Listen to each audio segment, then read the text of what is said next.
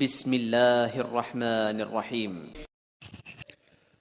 مصر میں زمانہ جاہلیت سے یہ دستور چلا آ رہا تھا کہ جب بھی دریائے نیل ٹھہر جاتا تو ایک حسین اور خوبصورت لڑکی کو قتل کر کے دریا کے حوالہ کر دیا جاتا تو دریائے نیل پھر حسب معمول چل پڑتا۔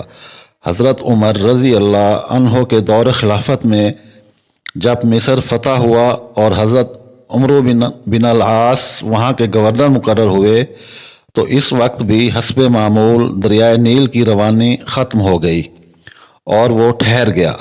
اس موقع پر حضرت عمرو بن العاص سے لوگوں نے اس دستور کا ذکر کر کے اس کے مطابق عمل کی اجازت چاہی۔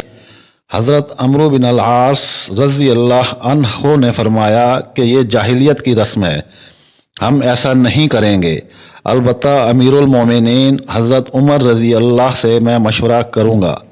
چنانچہ حضرت عمرو نے امیر المومنین کو خط لکھا اور اس واقعہ کی پوری تفصیل بیان کر کے مشورہ چاہا۔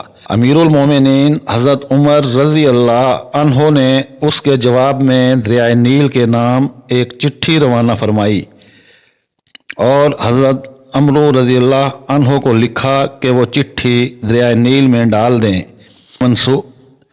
اس چٹھی کا مضمون یہ تھا کہ یہ اللہ کے بندے عمر کی طرف سے دریائے نیل کے نام، اما بعد، اگر تو اے دریائے نیل اپنی طرف سے جاری ہوتا تھا تو مت جاری ہو، اور اگر اللہ واحد قہار نے تجھ کو جاری کیا تو ہم اسی سے سوال کرتے ہیں کہ وہ تجھ کو جاری کر دے۔